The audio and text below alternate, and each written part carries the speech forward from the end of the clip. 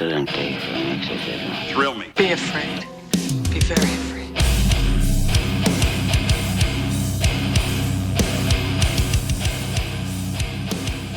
What's up, everyone? Welcome to the Horror Flicks and Guitar Picks podcast. I'm your host, Tim, and today I'm joined, as usual, by my co-host, Steven. How's it going, man? I'm from Ireland. That's my Irish accent. I forgot my little, extra thing in there, my little, extra fake fact about you. I should have done something Irish. I should have been, the man that invented Guinness. Always looking for me lucky charms. No, hell yeah. And if you're wondering and why... my magic milk. Yeah, crow's milk, dude. If you ever are wondering why Steven's busting out the Irish accent, it's because we're talking about Hokum today from Damian McCarthy. Yep. I always tell people I'm Irish, even though I know. Well, I don't tell people. I tell my wife, and because she doesn't think I'm Irish, it makes her mad. So I just always say it. Which I looked it up. I think I looked up my last name, and it's more. I think it's Scottish. It's more my descent. So, nice. But I want to be from Ireland because it's fucking rad. This is such a I'm diving way far ahead because we haven't talked about what we've been watching and or listening to. But I gotta say, just the scenery of this film. I've always said Ireland is my number one go-to visit spot or vacation spot, just because I don't really care to do much. Sometimes I just want to chill and relax, and looking out on the moors and all the crazy stuff out in Ireland it just looks so beautiful. You could just sit there for hours and stuff. And I don't even drink anymore. And originally my plan was to go there and drink and do it. Now I'm just gonna go there and I don't know what the weed laws are in Ireland, but I know they like green. So same. Katie always makes fun of me because I'm I just want to go. I think it's because of the American Werewolf. I want to go to that inn and just eat food with gravy and drink, a pint or just chill. And I want it to rain and I just want to stare out at big fields. Katie's that sounds boring. I was like, nah, it's going to be sick. Yeah. Right. Hang out with the goats and sheep and shit, dude. I think it's sheep mostly over there, but fuck yeah. Nah, and people that I can barely understand. That'd be the best, is just hang out with all the people that speak straight Irish. Oh, I'd be so annoying. I'd be like, I'm so sorry. I'm not trying to be an asshole, but what did you say for the 5th time? I would just nod and laugh yeah, dude. Fucking yeah. Fucking Ireland. but before we dive into Hokum, what have you been watching or listening to lately? Anything interesting? I've been on a big TV binge at the moment. Katie's been wanting to, so we wrapped up Widow's Bay, which I fucking love that show. I've been singing its praises nonstop. And then we started the Cape Fear series, which is it's pretty good. So we're enjoying that right now. As far as movies go, I watched Hokum, obviously. And Penelope was itching to go see Obsession, so I went back and went to the movie theater to see that, and that movie freaked her out. She was like, that was the scariest movie I've ever seen. So it took her number one spot over The Descent, and she she was losing it sitting next to me. I could just hear her be like, what the heck, Dad? It was awesome, especially the car scene towards the end. She's like, she just keeps going. And I was like, yep, it's sick. Every time she hears a horn honk, it's gonna be like, what's that? She's back. No, that's especially to see something like that in theaters, you know what I mean? It ups it even more. So I could see where that would be. That's a fun experience to have in theaters. So that's awesome that you took her out to see it for sure. Yeah. And it was still there was our Outer Banks theater, is not usually crowded, but that showing had at least half the theater was filled, which is a lot for there. Yeah. And for that, how many weeks had that movie been out at this point? It's a month old, I think. Yeah. So cool to see it for sure. Oh, fuck yeah. Is that all you've been listening to anything lately? Listening, it's not that new, but Converge came out with their second new album, so checking that out. It's pretty good. I think I like the first one better. Has more individual bangers that I really like. I need to give this one a little more time. It's a little bit, has a little more atmosphere and stuff to it, but still solid. Pretty cool that they put out 2 albums back to back pretty much.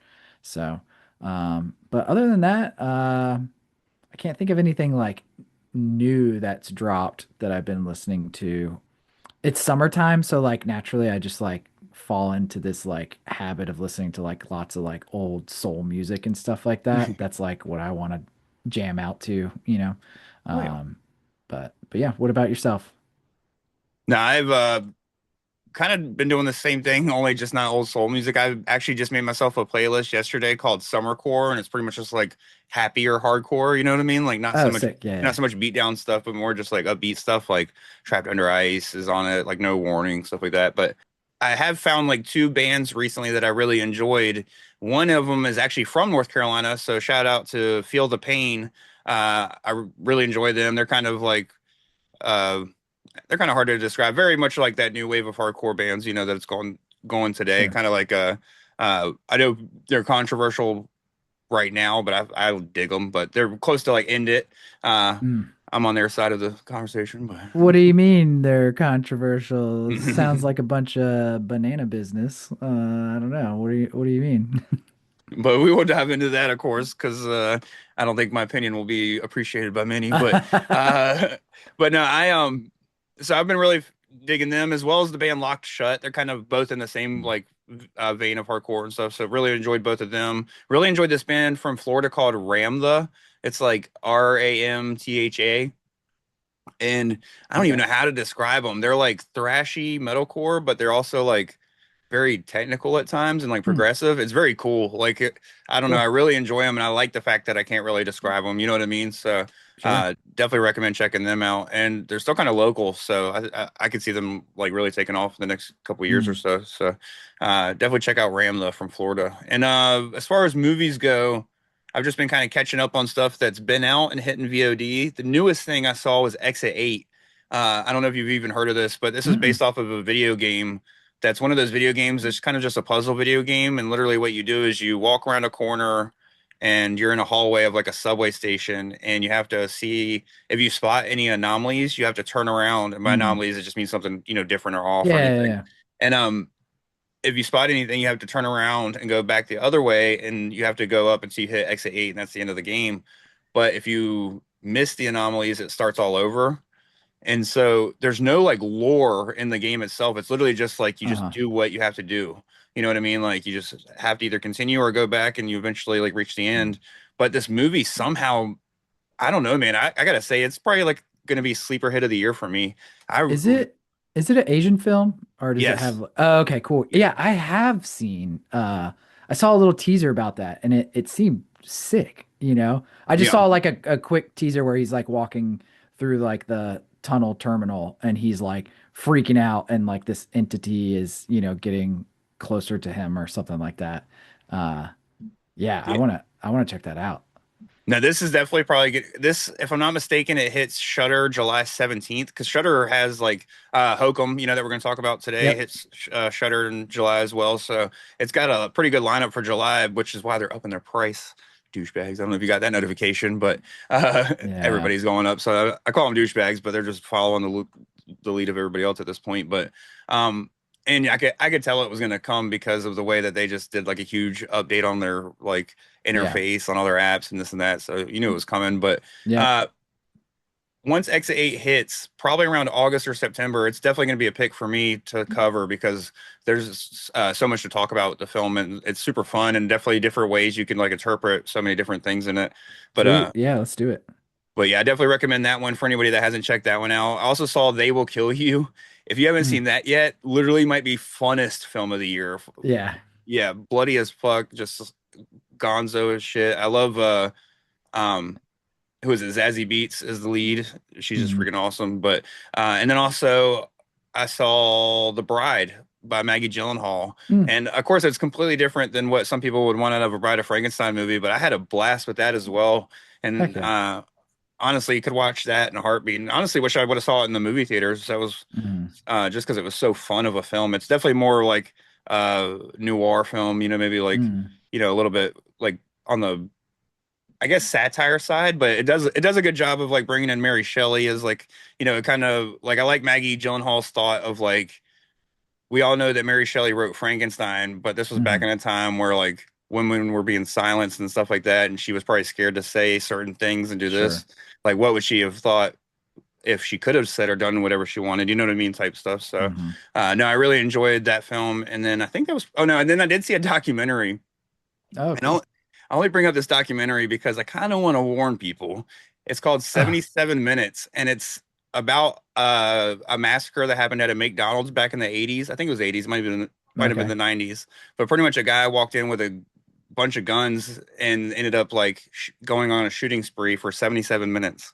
And this Mm. film, out of nowhere, would just start showing you footage of dead babies, dead kids, Oh shit. dead people, like bullet wounds in their heads, like literally, like, and I'm talking about like, I did not expect it. I put it on because Yikes. I told my wife, I was like, uh, I've heard this story before, but I kind of want to put a visual to it. And by visual, I just meant like Uh-huh. people talking about it, like Sure. the times and stuff. I was like, that's not the visual I meant. Like, I didn't mean see everything, but it was one of those things that once we were watching it, it was so intriguing that we kept watching it. But Mm, definitely worth watching if you can handle that stuff. But just know that if you watch it, I just know that's something heavy. that could be very triggering for somebody if they're not expecting it. Mm. Obviously, I watch that type of shit all the time, but like when it popped up at first, I asked my wife, I was like, "Are you okay? Keep going," because like obviously I don't care, Sure. but. And she's like, "Yeah, it was, it is what it is." But it was just like horrifying. But Yeah. no, it's wild, and it's on Amazon. So if anybody wants to check it out, Dang. it's up there. Yeah. Oh, I remembered one that I watched that was a super surprise one for me was Caught Stealing. Have you checked Okay. that out yet? It was high up on my list, and the only reason I didn't check it out is because I think it's like over 2 hours. It's got like a decent runtime to it, but It might be like 2 hours or whatever. Dude, that movie was amazing. I did not expect that. I didn't expect it to get as like gritty as it does. yeah, I just saw like what's his face? Oh my God. What is it? Is it Austin Butler? What's his name? yeah, Austin Butler, Yeah, yeah, yeah. And I was just like, I don't know. Like I'm indifferent to him. I don't think he's a bad actor, but I don't know. He's just so pretty, yeah, that sometimes it's hard for me to like be like, okay, what is it? But dude, he was good in it. Just watch it. It's like a great like pre-Giuliani crime-ridden New York City like flick. It is fun as shit. And it's like not even you would never know it's 2 hours long because it just like flies by. It's awesome. Check it out. yeah. No, and I don't have a problem with long run times. It's more so just fitting it in and like not wanting to fall asleep. But it's also Yeah. one that I think I threw it out a few times to Lauren because I was like hoping maybe she would be semi-interested in Mm. being non-horror, and she had like no interest. So, but no, I definitely throw it on for sure because I was high on it. I'm excited to see Matt Smith as like a punk guy as well. So, Dude, he crushed it. He oh, crushed it so good. no, fuck yeah. Now definitely throw that higher up the list and hopefully check it out before we record our next episode, which will be on my pick, which is May the Devil Take You.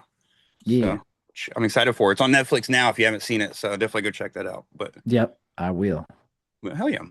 We could dive into Hokum from 2026 and writer and director Damian Oh. McCarthy. Uh, what were your expectations going into this? Had you seen Caveat and Oddity going into this one? I had only seen Oddity. I still haven't checked out Caveat. Same. I was kind of hoping you had seen it just because I was like, but Well, I think just because like when Oddity hit and it was so, I feel like that movie was talked about like ad nauseum. Like it was just nonstop. And then like everyone's like, well, now you got to go see Caveat. And I was just like, I don't know. I feel like I'm getting too much. I need to see it like on my own terms. So I just never watched it. same Um, exact thing. But I mean, I loved Oddity, and that was one of those ones that was like a surprise, sleeper hit for me, when it came out. So, when I heard he was doing this, I was stoked. And honestly, I think this might be my favorite of the two for sure. So, Hell yeah. No, I came out of it with the exact same feelings, and part of me thinks about it as like I've tried to throw on Oddity again from time to time, and I just don't mm, feel myself get as hooked. Like it ends up being the movie that I start doing like laundry or something, and sure. or I end up just turning it off because I'm like, oh, I'm gonna do something else. But and it's Mhm. not because I don't like it; it's just because it doesn't grab me in any way, like that. Or pretty much once it gets past that first scene, it like lulls kind of hard. Um, Sure. but Hokum, I don't know. I really enjoyed this, and I also want to say that when I watched Oddity the first time, It was in the middle of like my end of year binge for like my top 10 horror movies episodes. So I was like watching a lot of new shit. Like it might have been even like in a double feature night, you know what I mean? Or like because I remember trying to watch like 5 or 6 movies all within like the last 3 or 4 days before we started recording, you know what I mean? So even then it was like just like binge binge session time pretty much. So that might have also dulled the effect of it a little bit. Plus, it was at the end of the year, so the hype had already been behind it. But Hokum is one that I'm more just bummed out I didn't see in the movie theaters because I already wanted to because I did like Oddity. I just wasn't like in love with it. But Hokum, I really enjoyed this one. It's definitely my favorite of the two, and like makes me really excited for what he does in the future. So Yeah. Oh, totally. I was pissed that it didn't play at my local theater, so screw you, RC theaters, for not giving me a decent movie to watch. fuck him for other reasons for money, but Yeah. we won't get into that either. But no, Oh, play another Marvel movie. right, fucking they'll show the $5 kids movies 17 times throughout the summer, but can't show freaking. I remember they didn't even show Maxine when that came out. I don't think so. Oh yeah, you're right. And that was after like X and Pro. Well, X was like a major release in my opinion, or Yeah, for the time at least. But bunch of bitches, whatever.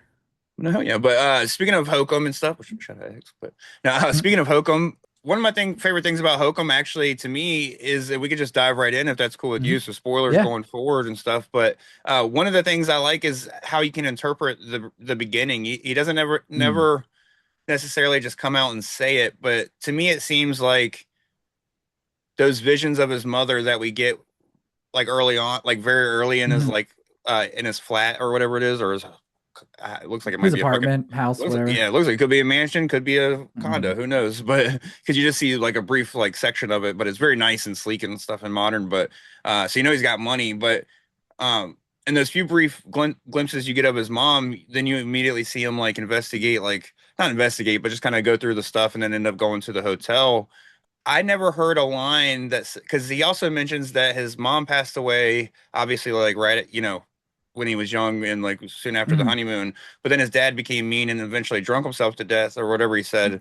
But he never said if that was like a recent thing or if that was in the past. So I wanted to ask you what you thought. Do you think the visions of his mom were something new and that's what drove him to go back and lay their ashes? Or do you think that his dad recently passed away and then that's why he was going to lay the ashes?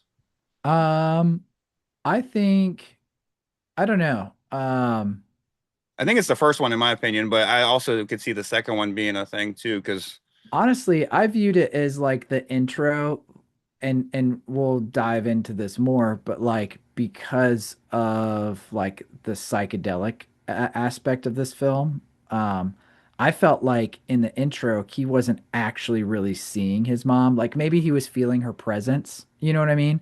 Because she's clearly like trying to guide him throughout this movie.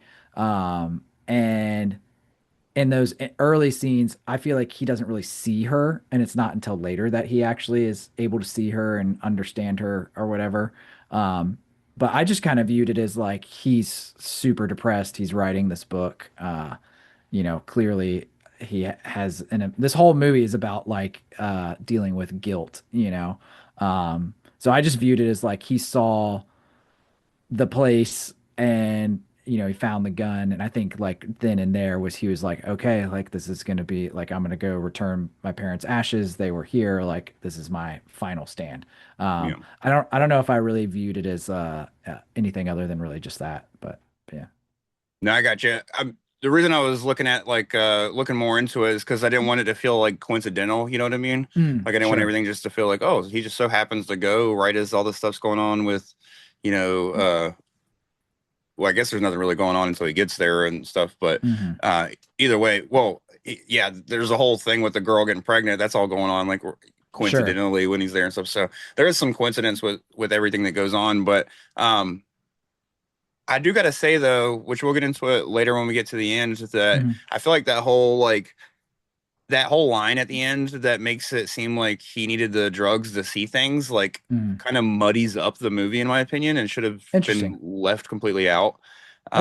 Just because, and I go ahead and explain why, because we already said we're spoiler territory, but the reason it does to me is because it shows the scene in the hotel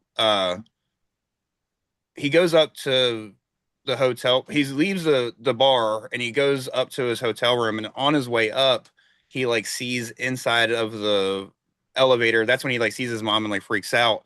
And in my opinion, that's what drives him to completely. Well, I think he already planned to unalive himself because he says at the bar, um, I'm starting to think it might become open-ended, talking about his story. And I believe that was like a slight nod to the fact that he might just go ahead and end it all and stuff. But I think the fact that he saw his mom in the elevator on the way up also like helped drive him to that point. But the comment at the end, the guy says that he didn't spike the drink until after the bar incident. So he would have never even drank anything before seeing his mom in the elevator. So between that scene and then the opening scene where he like moves the lamp, it's like as if he does see something and then he like kind of gets spooked before it cuts scenes. I don't know. It made it seem like to me like he was seeing his mom before that, which it could also be one of those things where he saw his mom before that, but his mind wasn't open to seeing everything else because his mom could be stronger coming to him. So it still could have been where the other stuff is why he saw everything else.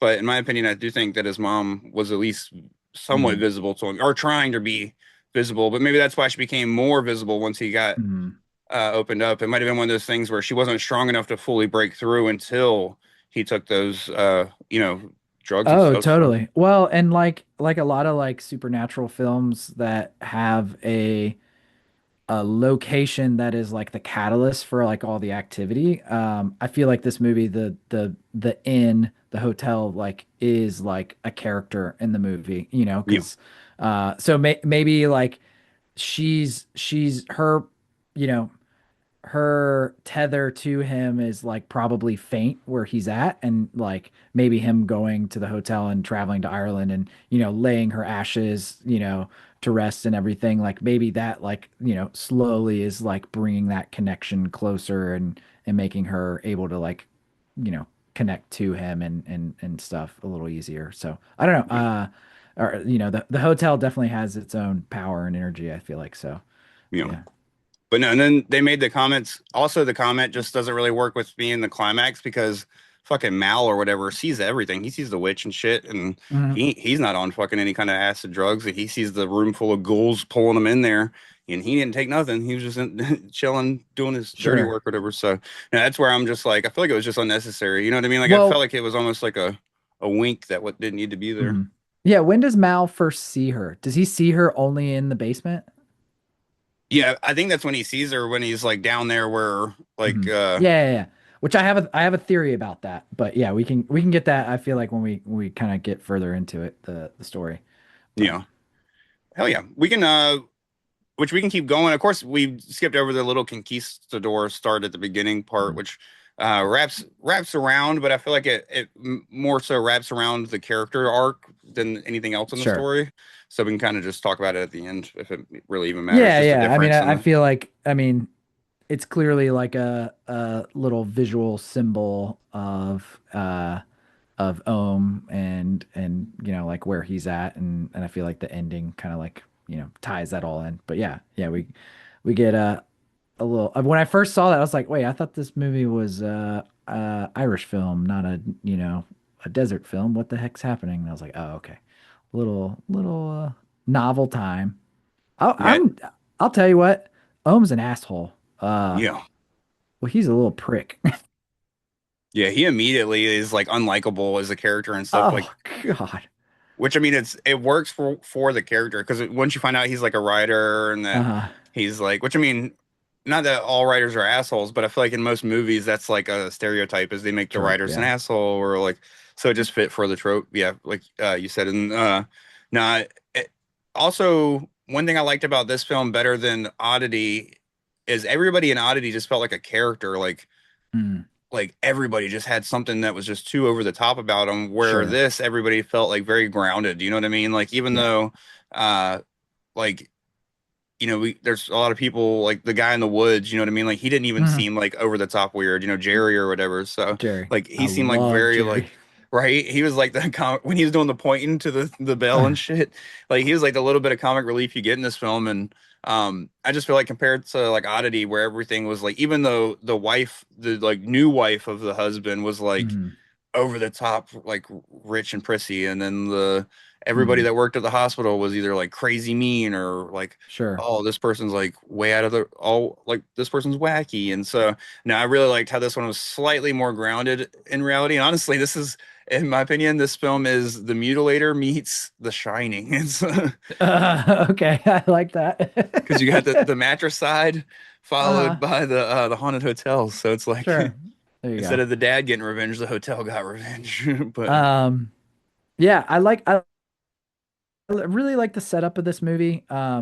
I feel like, in classic like folklore driven films, like they do a really cool job of talking about the lore and the supernatural aspect in like a cautionary tale, which is the hotel owner talking to the two little grandkids, and he's just like getting further and further like how horrible the witch is, in this little tale. Um, which uh Adam Scott's character is like, "That's enough, old man," or whatever he says to him. I'm yeah, like, you don't even know these people. You literally just flew across the country to this hotel, and you're like immediately being, a dick to people, which is amazing. And then yeah, and then also the bar or the gosh, what's his name? Mal, who comes in, and the concierge, I guess, is that what his role is? And he yeah, tells him he's like knows he's the author, and he's like, "Will you sign my book?" And he's like, "Absolutely not." yeah. Just immediately shitty to him. No, and same with the Albie character that comes around, the Oh one that he God. like talks to at the bar and stuff, which shout out to that guy. He played Albie and then he also played Jack the jackass or whatever, the rabbit Oh character. really? Oh, I didn't know that. That's funny. Yeah, I looked it up Um, because I was like, whoever played that did really good. And then I was like, oh, it's the same fucking dude. That's awesome. But but yeah, so I love the setup. I love how they just like tell you like at complete face value what the folklore is. So like, okay, well, like here's the tale. Do we see what happens with that? But then like that part of it is kind of like, in the back burner, and it's more about like focusing on like why is he here, and and him kind of like, you know I guess like the point of him being a jerk is like you're figuring out why he's a jerk, so I don't know, the setup, I just thought the setup was nice and clean, it didn't get too like convoluted and messy, but no, I agree. It's one of those things, and it shows you things without telling you. I mean, some of the things it reiterates later, like one of the things that I noticed and I liked, and then they still said a comment about it, but I was like, it felt very authentic, was mm. when he's like spreading the ashes. He does his mom's real gentle, and then his dad's, he just like dumps them out and shit. But Yeah. and then I was like, oh, well, of course, now he doesn't like his dad. But then he goes on to like, tell a little bit more about his backstory and stuff. But Hmm. no, I really like it. And honestly, I call it the Family Guy approach to scares, but I love his approach to scares. And the reason I call it the Mm. Family Guy approach is because it does exactly what Family Guy does with its jokes, where it's like somebody starts to set up a joke by telling a story, and then it cuts away to the story, and the story is always like a joke that has nothing to do with the movie Hmm. or the show. But in this case, it always has something to do with the actual movie and moves the plot along. So it always like it works better than it has Mm. like, that's why I call it the Family Guy thing, but I don't mean it as necessarily as negatively when I talk about Family Guy doing it, because for them it's Sure. cheap laughs, but for Damian McCarthy, it's showing you things without like, I'd rather you show me stuff than give me exposition. And I love Hmm. the way that he starts the exposition and then moves to the scene, like with Albie and showing how he was like haunted Yeah. uh in front of the honeymoon suite, which we haven't mentioned yet. Like that's like one of the main things in the hotel is the honeymoon suite's like locked up, and Yeah. like no, but like they don't mention it or nothing. And that's another thing, is they don't over the top talk about it either. Hmm. Like nobody in the hotel is not 1408 and them being like, you better not fucking go near. It's just Hmm. like, oh, it's locked up, and he doesn't even question it. He's just like, oh, okay. And so it's so they just go on with it. I mean, he questions a little bit, but not like crazy or anything. So starts to tell these stories and then moves into the scene instead of just like letting this person sit there and tell a story with Hmm. some ominous music behind it or whatever, is one of my favorite things about Damian McCarthy. He did it in Oddity a lot too, and I'm Yeah. sure he probably did it in Caveat. But Yeah. And I really like I think the witch's lore isn't like anything too like intricate, but it's also feels like pretty, unique, I guess. I love the idea that there's this witch and uh she's like looking for lost souls, and then you get chained by her, and then not only are you, it's not like you're just trapped. She's like walking you around like you're her pet through like the underworld or whatever with demons, and as like for eternity or whatever, and they just claw at you and take away. I love the old guys like talking about like he takes your eyes and it takes, and he says, and the thing that little boys have. Which Yeah. is, that's when he cuts them off, and I'm just like so crazy like telling these kids. But yeah, I don't know, it sounds really creepy. So yeah, it's a good spooky tale, that's a little bit different. I don't know. I feel like you hear uh it's different from like the classic Hansel and Gretel, or like the witch is gonna eat you or trap you or whatever. I don't know. I like this one. Nah, same. And then really between that and then just him talking to the girl at the bar, um, damn, I'm going to look up the character's name because I forgot it. The one that ends up disappearing. Fiona. Yeah, okay, I was about to say they say it 1,000 Yeah. times. You think I should Yeah, remember? yeah. But Yeah, uh, we got Mal, who is like the front desk, like concierge guy. Fiona is the bartender. We got the other asshole, Fergal, yeah, who's Fergal. like groundkeeper or something like that. He's the one that like gets all our he gets all butthurt over the dead goat. He's like, "Do we have to shoot those?" You know. Yeah, Um, and then yeah, you talked about Albie, which is like the can't take a hint bellhop that also wants to be a writer, and then Jerry, my favorite character yeah. of the movie. So No, and but the all the lore we get is literally between that guy telling that little bit of story to the kids, and then Fiona just mentioning, like the mhm, folklore book, and like the circle of chalk and whatnot, and then that's it. And that's one thing I think he does perfectly in this film is like plant seeds to be used later on, mhm, and in all of his films, that was a great thing about Oddity too that he did was like planting seeds for later on, and there's three specific things that he does it with in this film, and I'll talk more about each specific one when we get to them. But uh, like the three things I really liked that were setting up things, and I won't go into detail, is the little cuckoo clock thing that was like smacking the bell. The mhm, way to set that up and to be used later. Also, the thing that she cuts him down with when he like unalives himself, like comes mhm. back around.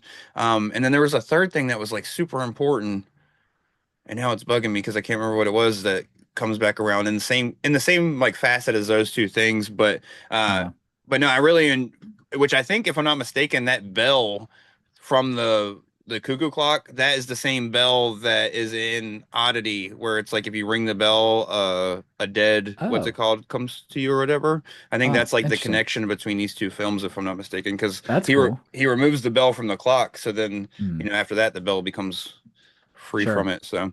Interesting. Yeah, we can. So I feel like as far as the plot goes, we're kind of got to the bar scene.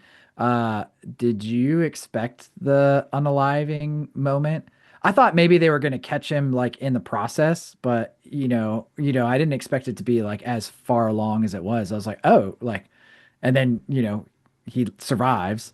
But that surprised me. I didn't, with him being like the main character, I didn't think like something like that would happen so quickly within the storyline.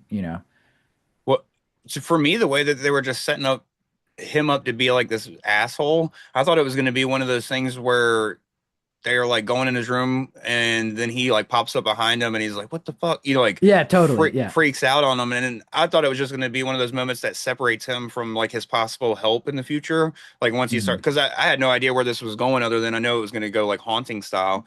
And Sure.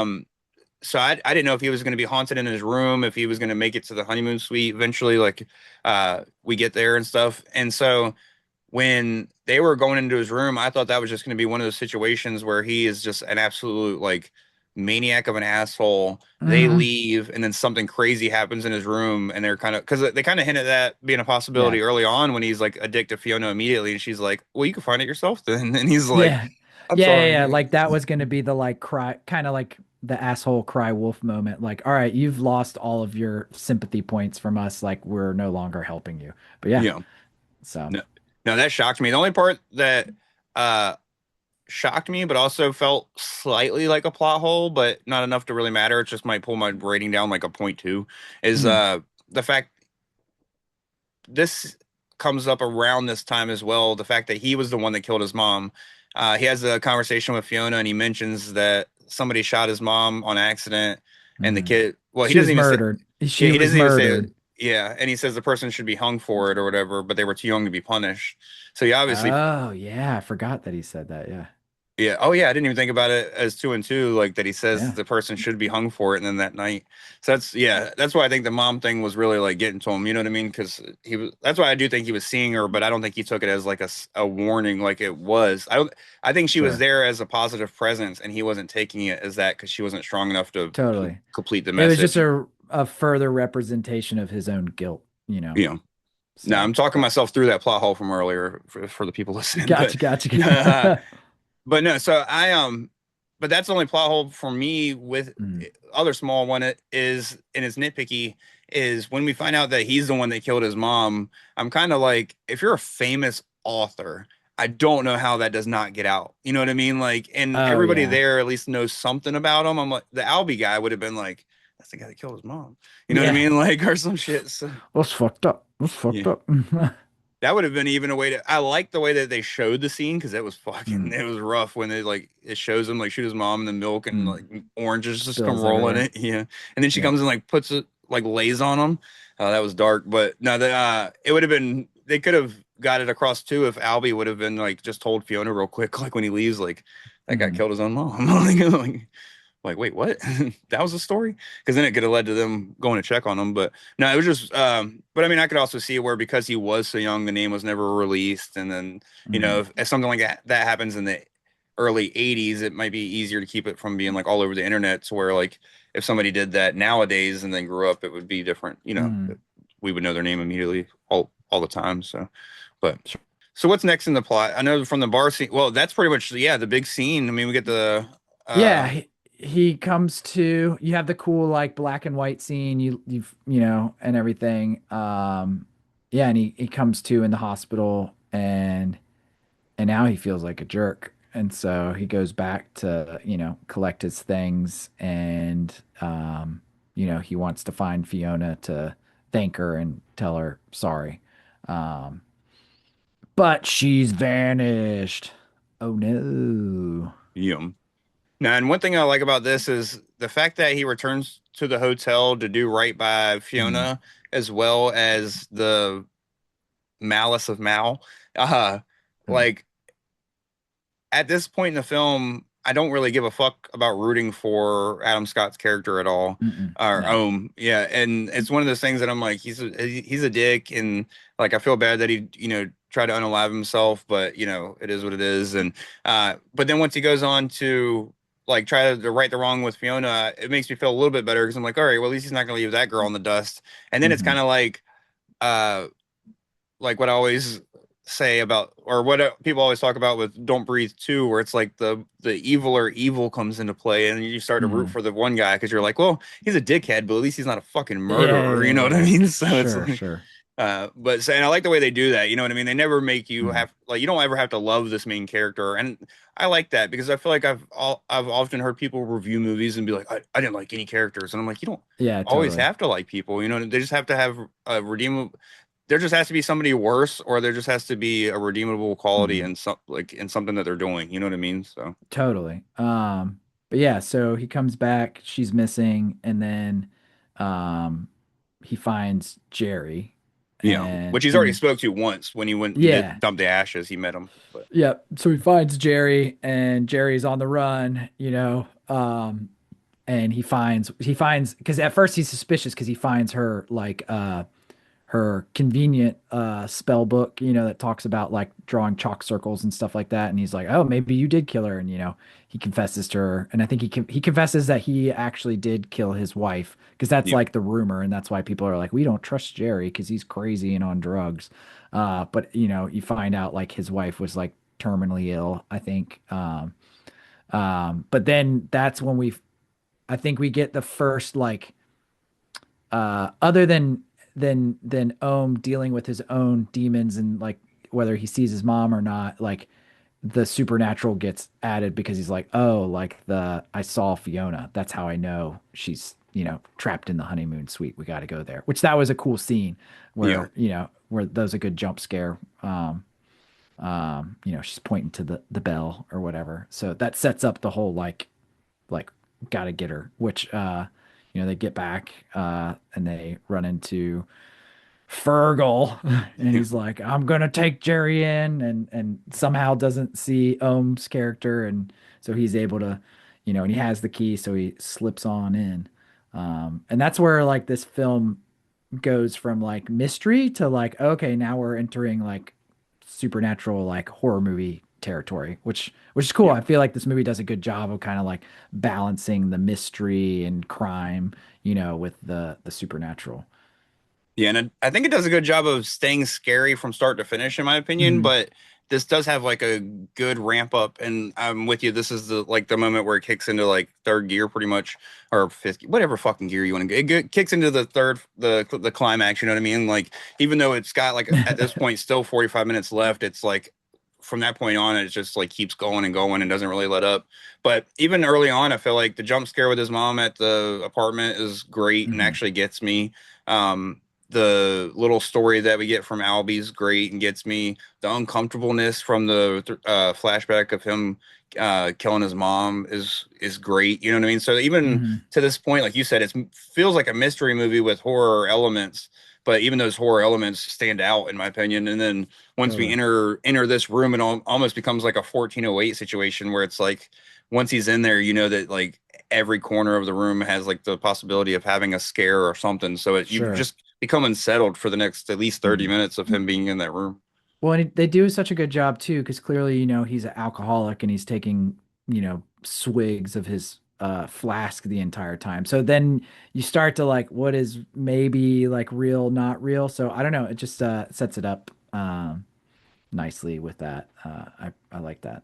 You know, But yeah, it gets in the honeymoon suite, and I love well, he discovers the body, which is that I thought that was cool. I feel like the image of her coming up the dumbwaiter, something about that reminds me of the cover and the image of the woman in the movie Rabid.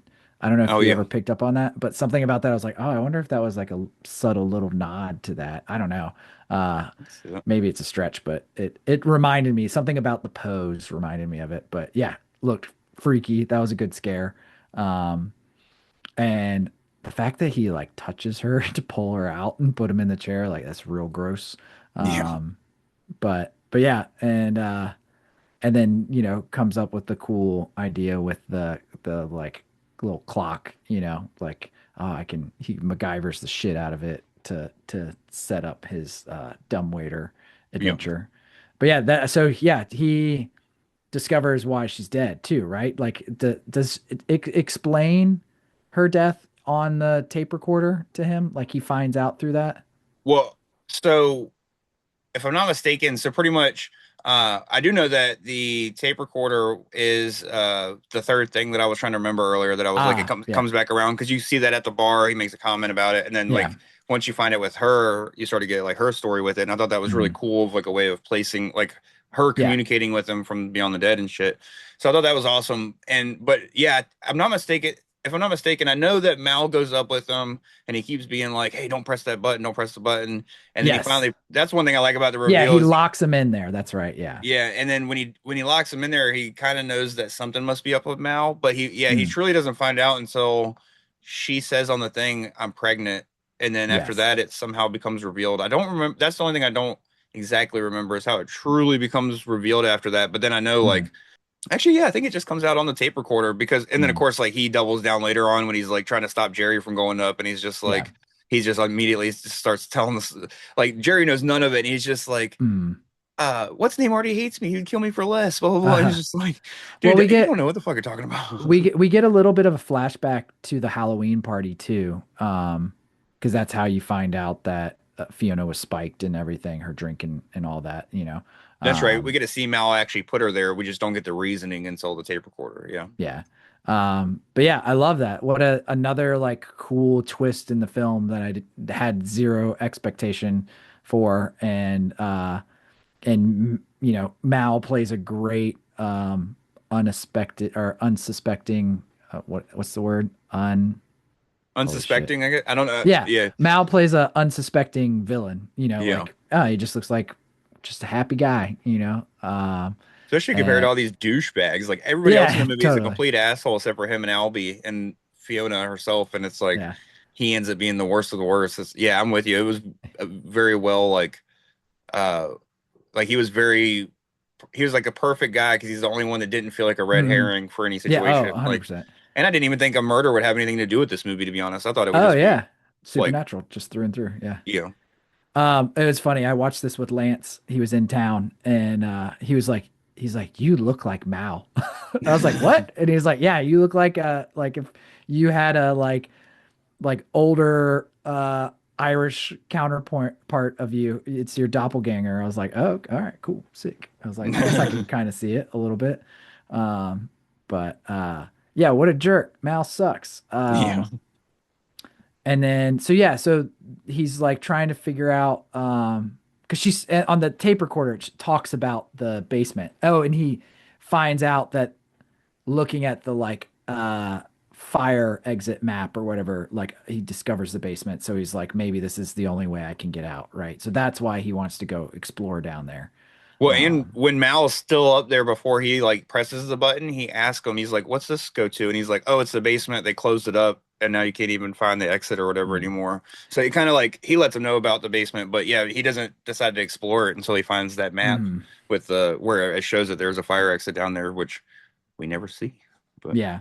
And he goes down to the basement and is surprise, creepy as fuck down there. yeah, which I do. That's one thing I do like about that is that's what the comeback around of the cuckoo clock was is Mhm, when he first gets up there you keep seeing it like ding every now and then they kind of use it for like subtle scares and this and that just yeah. unsettlingness and eventually he figures out because what it is it's like a thing swinging like a kind of a golf club type thing at uh a bell and ringing the Mhm, bell and he takes it and puts it in the dumbwaiter so he can bring himself back up and I just thought that was to me that was just like perfect writing because it's not the type of thing I mhm, would even think like a cuckoo clock isn't even the type of thing you would think of yeah. but it just worked. I don't know. It just worked so perfectly. It was so many things that people don't even use nowadays, like an old school clock and a dumbwaiter, and to figure out a way Mhm, to put it in a film and make it work is just was yeah. excellent. But I do Very want to cool. mention before we move on too far that when Jerry is telling him about Fiona haunting him, that is my all-time favorite part of the movie, and it's just because of Mhm. Jerry's like point. Like every time he's like pointing, he like makes the goofiest fucking faces, dude. Like I think it. If I'm not mistaken, because he does it twice, there's the time where he actually does it underneath the bell, and Uh, it's the time where I think it like shows Fiona pointing and it's all scary looking. And then as soon as it comes back, it's Jerry doing it. And it's like a yeah, yeah, joke yeah. after the scare. I was like, dude, that's fucking hilarious. Um, So good. but no, and then yeah, that's when he goes to the basement. And one thing I also that we don't really get told, but you kind of pick up, which I don't remember if it's part of that little story or not, but one of the things I enjoyed is it seems like the witch takes like a trinket from everybody as well as she like captures them. You know what I mean? We find these Yeah, things hanging. and I think you find that out in the second time he goes down in the basement when he's running from Mao. Yeah, because you find that. Well, I think he sees them the first time, but all you really see is that little figure hanging from it. Mm, But I mean yes, that figure was part of that thing, so you don't really know who it belonged to or where it came from. I would assume the kids sure. stole it and maybe got in trouble or something. Mm, But it's not really specified until the key from the hotel or yes. from the honeymoon suite is hanging. Then it's like, oh shit, she took that from Yeah. Ohm when she captured him. But But yeah, super creepy scene. Uh, really tense with like getting louder and louder with the chains, and then I love the way that they show the witch too, where you just get enough of her face to like be like, nope, nope, nope, nope, nope, nope, nope. I don't like you. And naturally he gets back up, like the thing is jammed, and you're like, what the hell? Come on, like work. And you know, it finally goes back up, but she just climbs right up the dang thing. um, and that's when he does the cool like chalk around the bed, and you get that cool creepy moment. That was rad. I You like know, that. now, yeah, I like that. And then, that's one thing I really enjoy about this film is it brings back just making people creepy again. Like all it takes Hmm. is a little bit of makeup. You don't have to go even full effects, and like you can make people just genuinely creepy if you just Hmm. like do the right things with them. Oh yeah. And that was the thing is this witch was like very simple design, but damn was she not like effective as fuck every time she Yeah. was on screen. So Totally. no, and then I'm not sure if it's before. I think it's either before or right after the scene. I think it's right after the scene when he wakes up and the TV like cuts on and he Hmm. goes to it. I really like that scare as well when he's like looking at when he cuts the TV off and then Oh like yeah. he sees the silhouette of the person in the doorway, but when he turns around, Sure. it's like the door's just closed and there's nobody there. Hmm. That whole scene was really cool. And of course the Jack the Jackass yelling at him, which I think was part of Hmm. that same scene, but or no, that was the nightmare he had, Yeah. which woke him up to that. But Exactly. I love thinking about that scene because it just made me think of like that's what it's like the scary version of in the movie Big Daddy, the kangaroo song guy.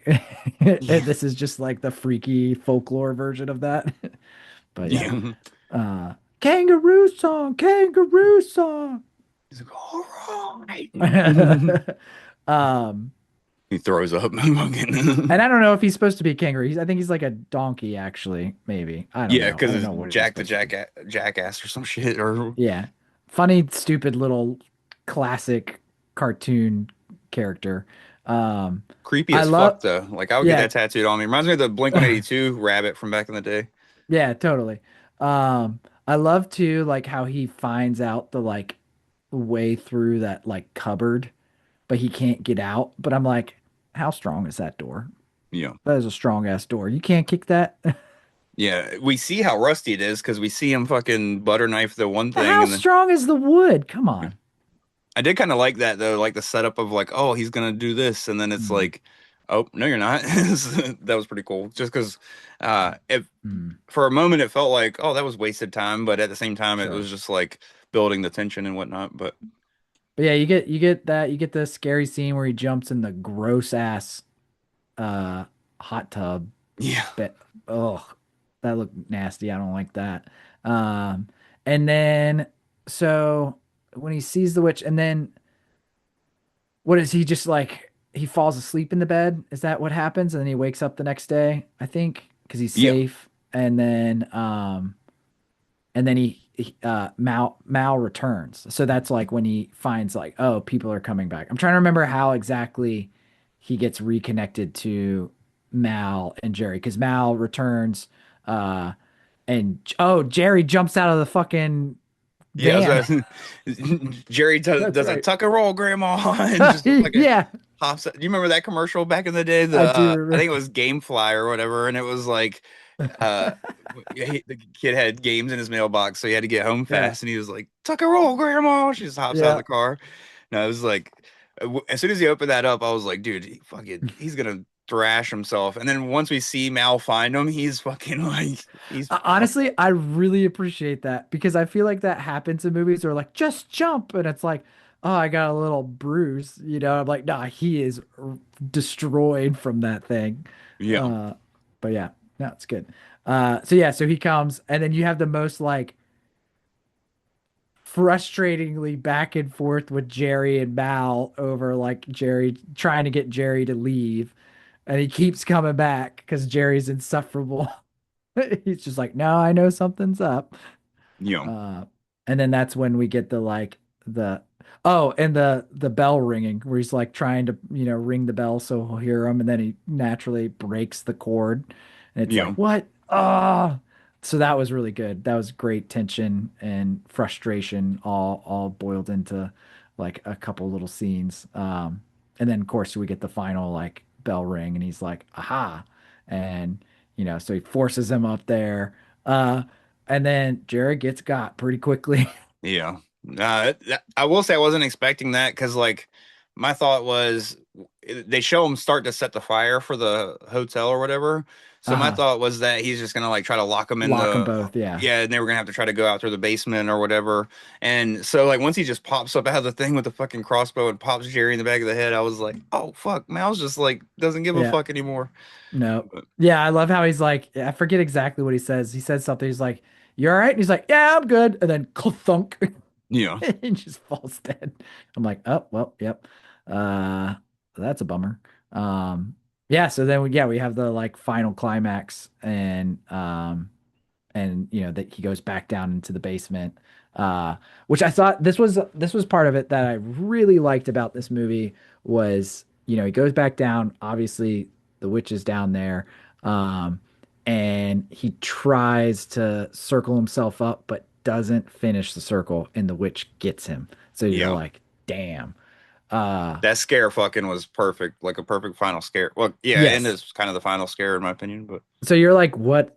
I mean, he didn't finish the circle. So like, what's what? And then I love the fact that like Mao comes down, um, and then obviously he falls. He doesn't believe in the lore, or maybe he does, but he falls into the trap, immediately gets chained, and she takes him instead of Ohm, which I thought was cool. I mean, and the way I view it is like Ohm, like all of his like him killing his mom, like that was an accident, and like she would take him, because of probably his misery, but like his mom forgives him, in that scene, which is done really well. And then of course like Mal is really evil, so like, is this witch, does she that's where I was like, oh, does the witch like only like attack people that are bad, like yeah. truly bad, so she's not really like an evil witch, she's more like like the Grim Reaper, like kind of like Judgment,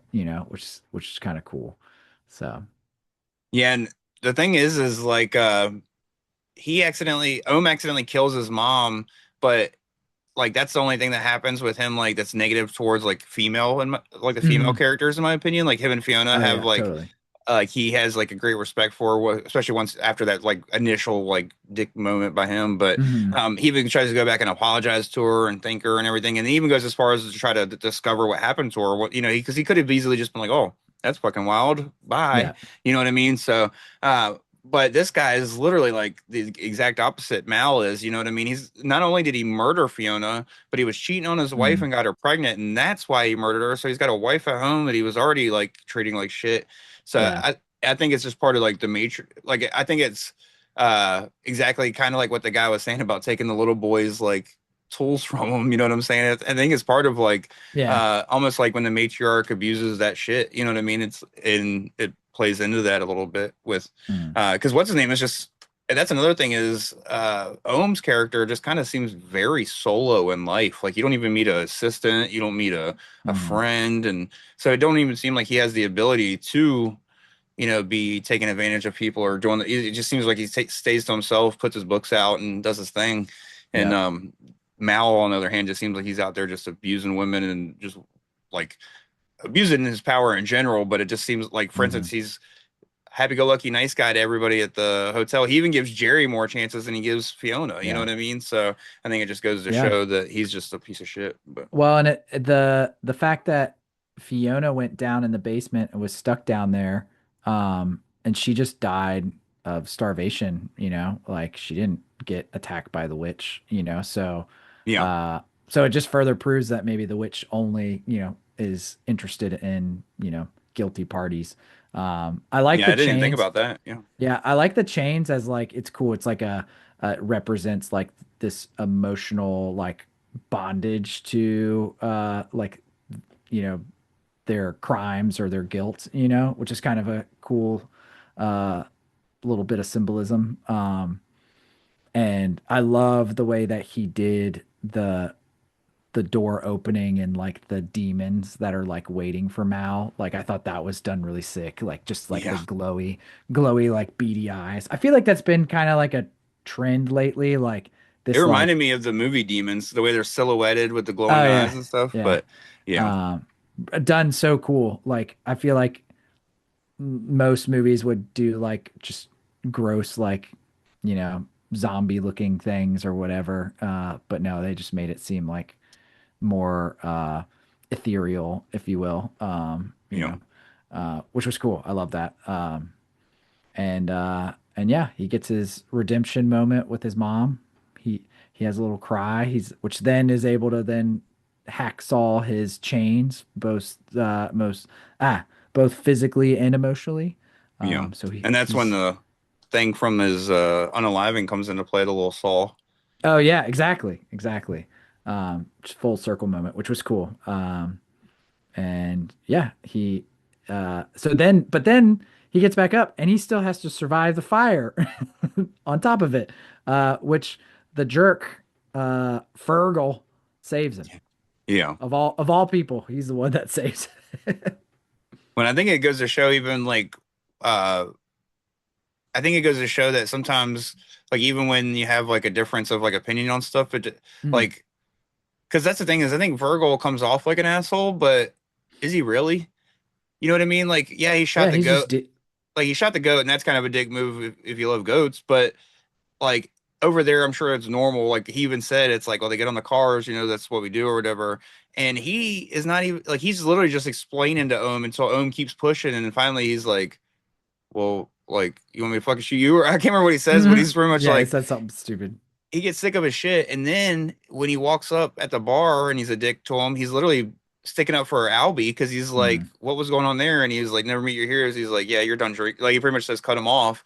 And then Yeah. later on, like, when he asks him about Fiona, he's just like, tells him like what he knows. And it's when he pushes him that he's like, if you want to leave before you don't look like your passport anymore, you should probably leave. And so I feel Mhm. like it's like he plays like a butch character, but it like a very like over the top manly manner or whatever. But Mhm. I think I think that's kind of comes off as like a dickhead at times. But I feel like he truly isn't that bad of a guy in the film. And the only thing that really rubs me the wrong way about his character is when he mentions how deep in the family like when he mentions his cousins being the detectives. I'm like, all right, Mhm. you're like, it's Yeah. obviously like, what's the word I'm looking for? The boys club fucking mentality going on in Yeah, that yeah, town or whatever. So totally. yeah. But other Good than that, boys. Yep, for sure. I feel like he saves him because he is like he's deep down not a bad guy, you know what I mean? And that's why he's never been punished or taken Oh, from totally. by the witch and stuff. So Yeah. oh Yeah. yeah. So then he's, in the hospital. We get another funny exchange with Albie, visiting Ohm, and you get kind of like the final, like he tells him, like he admits to spiking his whiskey. So you get that, so then it's like, oh, is all of this just like a trip? Which I kind of hate that trope sometimes, but like I feel like they do it well, and you see his like bruises on his wrist, so it's like, oh no, he has like physical bruises from the shackles, like it happened. Yeah.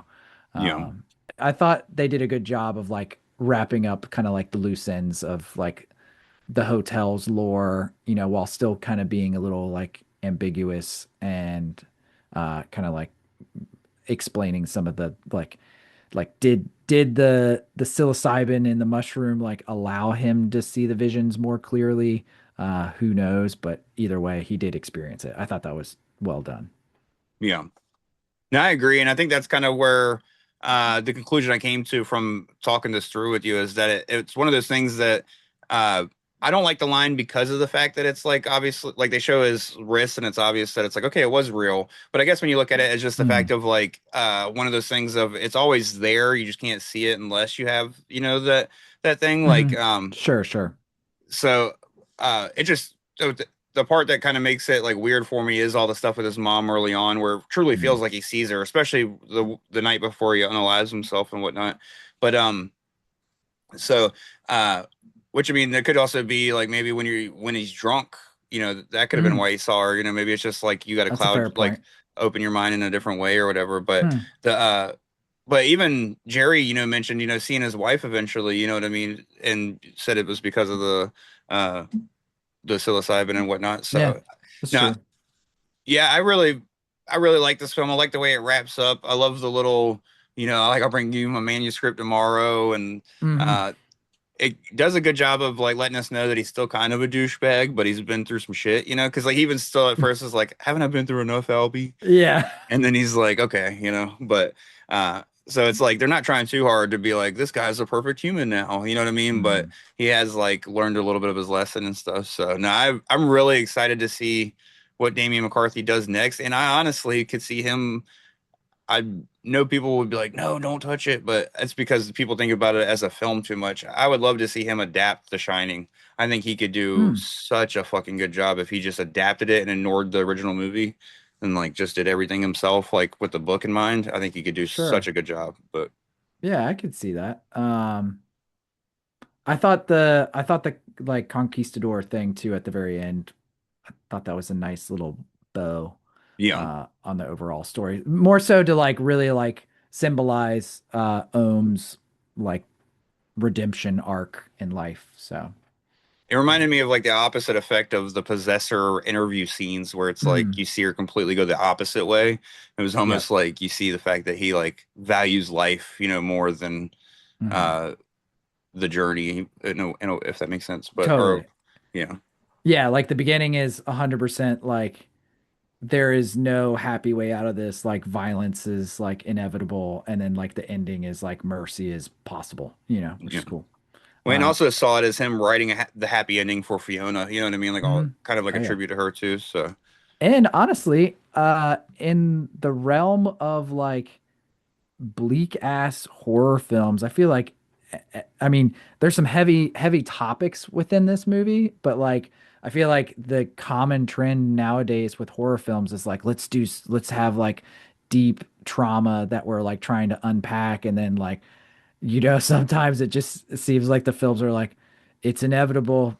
Life sucks, like this has a happy ending, yeah. like, which is pretty cool. It's a little different than the usual just trauma dump, No, so. and it has some like crazy shit in it that like if it was explored in a deeper way, it could definitely Mm. be like some very uh like A24 type shit, which Oh yeah, yeah, fuck them and their AI shit they're doing right now, but that's a whole nother story. yeah. I know, I saw that. I was really bummed to see the news on that.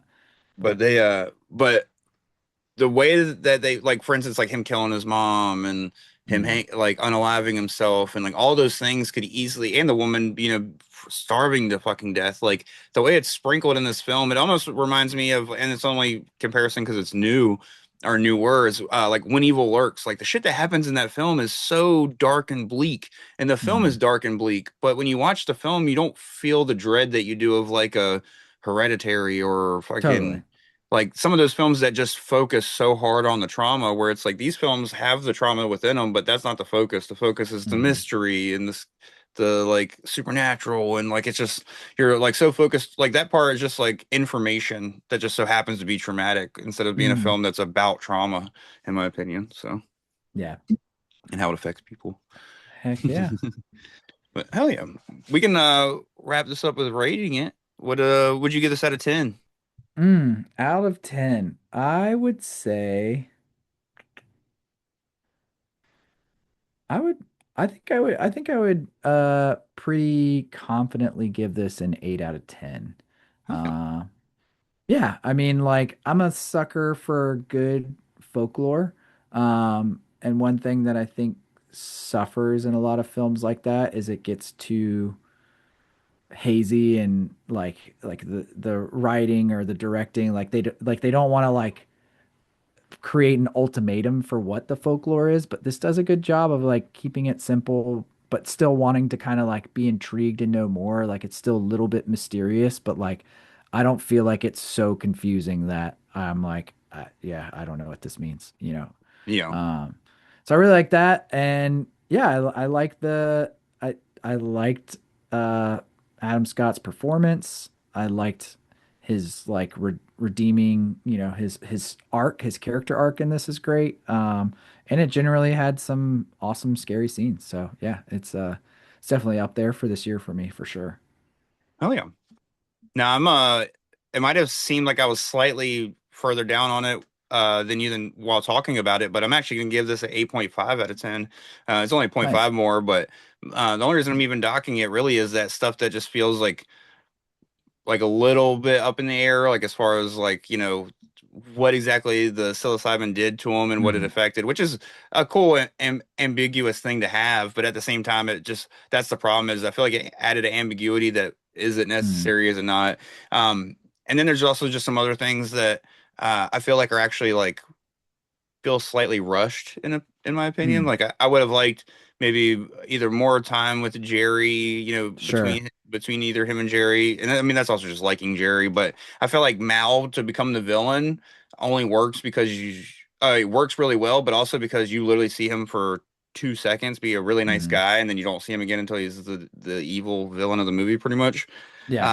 So there's certain things that I feel like could benefit the movie, but just overall, this was a very damn it, it's 9 o'clock, so my light auto changes. But uh, Party time. yeah, but so no, this is one of those things where it just like I immediately was grabbed by this film. Mm, It's very creepy and it stays scary throughout. I feel like a lot of films like this, like they'll have those creepy moments early, and then you get all settled in and stoked, and then mm, you're just like, it never happens again, or like it can't keep up. And I don't know. I feel like this film does a good job of ramping up that stuff. mm, Does a great job with utilizing the witch like character in hmm. general, you know, because that's the thing about witches. Like even with weapons, like you just tell us it's a witch, and I don't need the rest. Like you can, all I know after that is that it's a type of witch. Whatever you do within that character exists because it's a witch. Like it doesn't have to be like Hmm. straight by this book, you know, Sure. only do things that this book says witches can do type shit or and stuff like that. So now I really enjoyed, yeah, the simple folklore, the simple characters. It felt like a lot of simple stuff that grew into like a very like I don't want to say masterful movie because it's not perfect, but it is Mm, very like it's something very simple in a lot of aspects that was constructed into something very like actually unique, you know what I mean? So hmm. Yeah. no, Yeah. Totally. Your note about like feeling like some things were rushed made me think like if this was a series, even if it was like a limited series, do you think this would be even more successful? Like expanding on it. Like I could definitely see like a very like Mike Flanagan-esque type, series out of this. But at the end of the day, I love that it's like a one-shot movie type tale. yeah. Now I feel like if you drew out certain things too much, it could definitely become like too much of a slow burn or even, you know, lull at times. So I mean, Sure. I am kind of glad that it moves as it does. There's just parts of the story that I feel like other things could have been like sacrificed for, but at the Mm, same time I'm like I can't really think exactly what things could be sacrificed, and then also you don't want to lose any sure. of the scary parts just for a little bit of conversations and stuff. So Totally.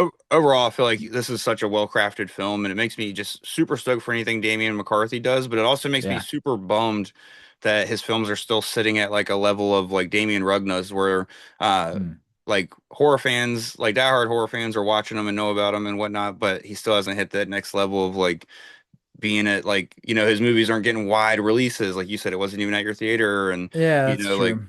I want to see him hit that next level, not hit that next level in quality because he definitely is already at that level quality wise. And I think putting Adam Scott in this film might have been his like first try at like, you know, moving up the ladder a little bit by putting somebody with a name in it. Sure. But uh, I really think if this gets in front of even more people, then hopefully he'll get like a good producer to actually like put Hmm. his movie out in like all the theaters and stuff like that. Somebody like this was Neon though, so I mean it's wild because Yeah. Neon takes care of people, but I don't know. I just would like to see him get even more exposure going forward. Yeah. Well, hey, another win in my books for indie horror, especially this year. I feel like it's been a solid year for the indies, so Yeah. uh let's let's see him keep winning. Now it's gonna be hard to pick my top 10 of the year, mostly because like everything I watch, I'm like that could be in my top 10, and then it becomes like, but where does it go in my top 10, and like Totally. which ones are at the front? Like this is definitely like a front runner up there, but like even Exit 8 is Obsession was great. I mean, Yeah. They Will Kill You was so much fun that if I consider that like in the horror aspect, I guess it could actually just be like a very gory action film, but definitely Yeah. go some places action films won't go as well. So. No, it's just a great year for horror movies already, and we're just now like finishing up the halfway mark month wise. So still plenty to go, especially with September and October being heavy Hmm. release dates for or heavy release months for horror too. Sure. So, but Heck yeah. I'm all for it. Hell yeah, man. Well, it was a blast chatting with you. And of course, next week I'll be back with Sam Mobley of the band Frozen Soul. And then after that, you and me will be back talking about, what's it called again? Mhm. Well, now my brain can't process it because you froze my brain. It's May the Devil Take You. yes. Yeah, we're talking about May the Devil Take You on Netflix. Fuck, I don't know. I couldn't remember. I brain farted hard, but yeah, it's actually got a sequel too, which was on Shudder. I don't know. It's weird because I feel like the rights to the sequel aren't the same as the Netflix ones, but Okay. it was on Netflix and it wasn't. But the sequel is actually pretty good too. But Okay. we'll just definitely be covering the first one for that one. So don't Sounds good. waste your time hunting down the second one yet. But hell yeah. And then of course for people listening after that, I'll be chatting with Alan Cassidy, the drummer of Black Dahlia Murder, and we're talking about best of the worst films. So just films that are either so bad that we find them good or films that Nice. most people hate that we enjoy. So Yeah. but hell yeah, man. Sick, dude. Blast chatting with you, and I'm stoked to chat about another like newer good horror film in a couple weeks with May the Devil Take You. And then after that, we might have to hit some classics. I know you mentioned Don't Look Now. I've been wanting to talk about something like, I know Texas Chainsaw has an anniversary in August, so Texas Chainsaw Part 2 has a 40th anniversary in August. So yeah, we'll definitely start hitting some more classics after these two newer films and stuff. But yeah, man, sounds good. And yeah, Hokum if you got them. goddamn, and definitely leave a comment and let us know how bad that joke was. And, I've been waiting this entire time to say that. God damn. You gotta know when to hoke them and know when to poke them. You know what I'm saying? Oh, that sounds awful. That's worse. No. And we're done. Yeah. This is one of those movies where they say the name of the movie within the movie. So I feel like we're okay to make some bad jokes. Yep.